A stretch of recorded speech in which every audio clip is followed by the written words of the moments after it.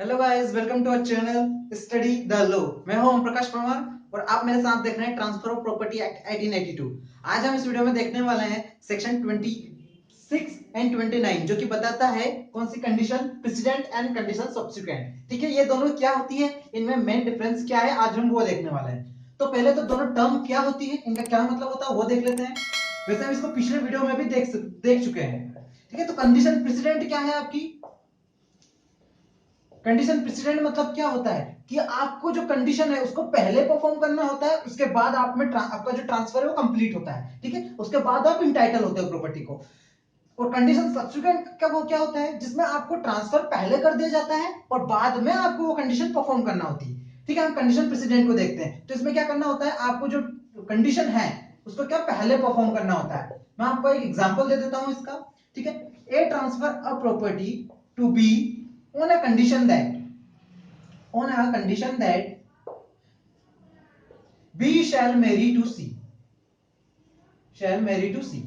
ठीक है, तो यहां पर जो ट्रांसफर किया गया है ये इस कंडीशन पे बेस्ड है। मतलब क्या करना पड़ेगा, ये जो कंडीशन है बी को, ये क्या करनी पड़ेगी, इसको परफॉर्म करनी पड़ेगी, तब जाके जो ट्रांसफर है किसके बी के फेवर में आएगा। बी तब उस प्रॉपर्टी का इंटाइटल होगा, उस प्रॉपर्टी का लीगल इंटाइटल्ड होगा। ठीक है, मतलब आपको पहले कंडीशन परफॉर्म करना है, तब जाके आपका कॉन्ट्रैक्ट अपने आप पूरा हो जाएगा। ठीक है, तो सेक्शन 25 की 26 की लैंग्वेज क्या बोलती है वो देख लेते हैं। Where the terms of transfer of property impose a condition to be fulfilled before a person can take an interest in the property, the conditions shall be deemed to have been fulfilled if it has been substantially complied with।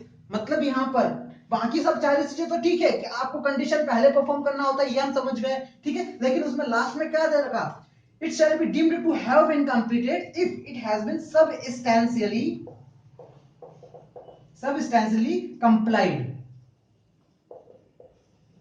ठीक है, मतलब अगर आपने आपकी condition president है, मतलब जिसमें आपको कंडीशन पहले परफॉर्म करना होता है उसके बाद ट्रांसफर होता है, उसको अगर सबस्टेंशियली भी आपने ठीक है परफॉर्म कर दिया तो क्या मान लिया जाएगा, आपका जो ट्रांसफर है वो कंप्लीट मान लिया जाएगा। ऐसा मान लिया जाएगा कि जो कंडीशन है आपने फुलफिल कर दी, परफॉर्म कर दी। एक एग्जांपल देता हूं मैं आपको। ठीक है, a gift a property to B on a condition that B shall marry to C with the consent of D, E और F।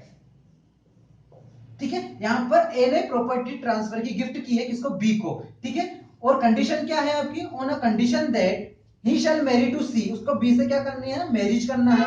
He shall marry to C with the consent of, लेकिन किनकी consent से, with consent of D, E, F.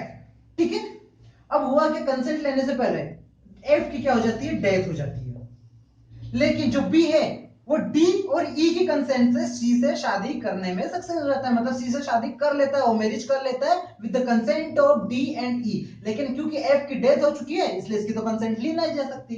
ठीक है, तो ये जो transfer है ये वैलिड माना जाएगा। इसको इस तरह मान लिया जाएगा कि आपके ऊपर जो कंडीशन इंपोज की गई थी आपने उसको फुलफिल कर दिया है। ठीक है, तो इसका कहना यही है कि अगर आपने किसी कंडीशन को सबस्टेंशियली भी कंप्लीट कर दिया, उससे सबस्टेंशियली कंप्लाई कर दिया, तो यह मान लिया जाएगा कि वो कंडीशन जो प्रेसिडेंट आप पर इंपोज की गई थी आपने उसको फुलफिल कर दिया। ठीक है, तो यही है बस कंडीशनल प्रेसिडेंट, जिसमें क्या कंडीशन पहले परफॉर्म करना होता है और इसका इंटरप्रिटेशन यही है। ठीक है, इसका इंटरप्रिटेशन कैसा निकाला जाता है, लिबरल निकाला जाता है। लिबरल इंटरप्रिटेशन किया जाता है जब आप पर कंडीशन प्रेसिडेंट इंपोज की जाती है, तो आपका जो इंटरप्रिटेशन किया जाता है उसका लिबरल किया जाता है। मतलब आपने अगर उसको सबस्टेंशियली भी कंप्लाई कर दिया गया है तो यह मान लिया जाएगा कि आपने उस कंडीशन को पूरी तरीके से कंप्लाई कर दिया है। ठीक है, अब देखते हैं हम कंडीशन सब्सिक्वेंट।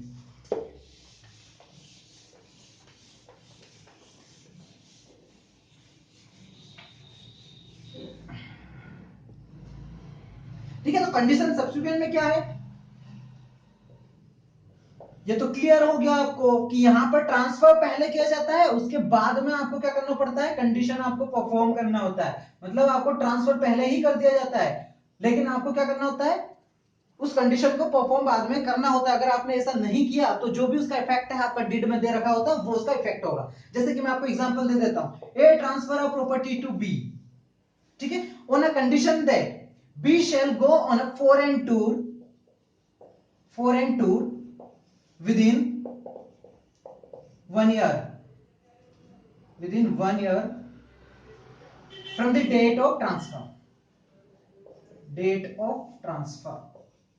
तो यहां पर क्या है, ए ने ट्रांसफर की प्रॉपर्टी बी को, ठीक है, यहां तक कोई दिक्कत नहीं थी, प्रॉपर्टी ट्रांसफर कर दी बी को, लेकिन कंडीशन क्या लगाई, provided that the condition is क्या है कि बी को फॉरेन टूर पर जाना पड़ेगा within 1 year of transfer, और अगर ऐसा उसने नहीं किया तो जो transfer shall cease to have effect, मतलब इसका इफेक्ट क्या हो जाएगा कि जो ट्रांसफर है वो बी के फेवर में सीज हो जाएगा, खत्म हो जाएगा। अगर इसने इस कंडीशन को क्या नहीं किया, कंप्लाई नहीं किया, तो जो ट्रांसफर इसको कर दिया गया है ये ट्रांसफर कैसा हो जाएगा, सीज हो जाएगा, खत्म हो जाएगा, टर्मिनेट हो जाएगा।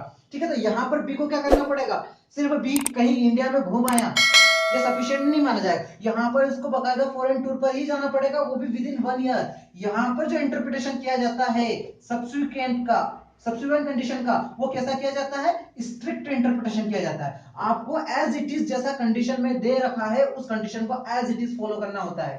ठीक है, जैसे कि हमने कंडीशन प्रेसिडेंट में देख लिया था कि वहां पर अगर आप सबस्टेंसली भी कंप्लाई कर जाते हो तो यह मान लिया जाता है कि कंडीशन आपने परफॉर्म कर दी, लेकिन इसका जस्ट ऑपोजिट होता है कंडीशन सब्सिक्वेंट में, जहां पर आपको बिल्कुल स्ट्रिक्टली एज इट इज जिस तरह कंडीशन में दे रखा है आपको क्या करना पड़ता है, उसको कंप्लाई करना पड़ता है। अगर आप ऐसा नहीं कर पाए तो जो ट्रांसफर है वो आपके पावर में फेल हो जाएगा और उसका जो भी इफेक्ट डीड में दे रखा वो होगा। जैसा यहाँ पर सीज होने का इफेक्ट दे रखा तो आपके फेवर में जो ट्रांसफर है वो सीज हो जाएगा।